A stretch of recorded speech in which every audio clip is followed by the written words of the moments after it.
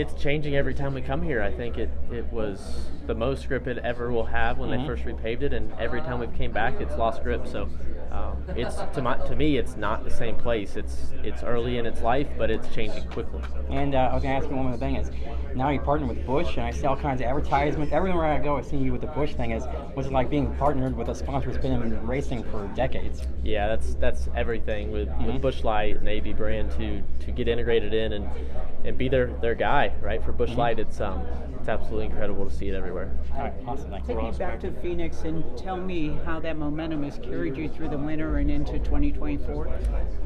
Yeah, it made a lot of things in the off season a whole lot easier than they've ever been.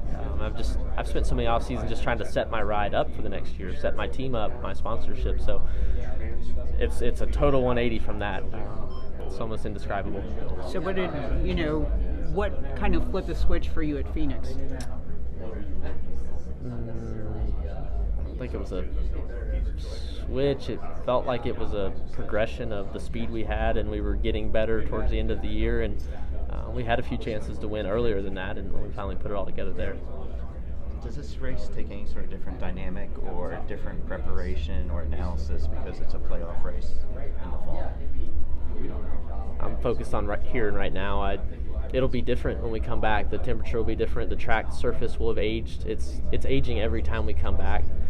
And with this being our fifth time from now to back to the first time we came here for the tire test and in the first race, in my mind, it's not the same track. It's changing quickly, and I'm interested to see this weekend, and we'll just add another kind of data point for the fall. Do you think it'll have less grip in the fall? I think it'll have less grip now than it did last year, and I think it'll, if it's warmer, it should be hot, and when we come back, it's going to be less grip.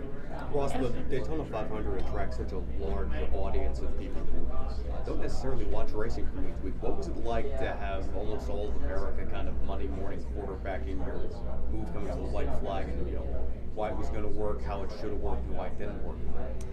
I love it because I was right there with them Tuesday morning quarterbacking it. I watched it back Monday night going over to the plane and woke up Tuesday morning, looked through the whole race to see what I thought and what I didn't see. I mean, I only see front and back of my car. I don't get to see a lot of the race, so dissect that and then full focus on here. But yeah, I thought the crowd was amazing for a Monday night, Monday afternoon, and I was right there with them Tuesday, trying to decide what I would have done different if I could. Did your opinion change after talking to Austin outside the care center? Like, did that help you look at the video any differently? Do you still think you were aggressive, or did you change? Oh yeah. I mean, I turned left. I saw the gap, and I didn't lift. I faded up just with William, and then I hung a hard left, and I knew it was going to be close. I knew those guys were all crossed up down there. I didn't know if they were going left or right. I just know they were going slow. So. No, I think Austin will probably looked at it a little different once he saw it. But it did change once I knew his opinion, but still the video looks the same to me. I turned left. You mentioned how much the grip level changes here with each race. You finished second here 2 times a couple years ago, and then I think Dangle had a top 5 here last in the summer.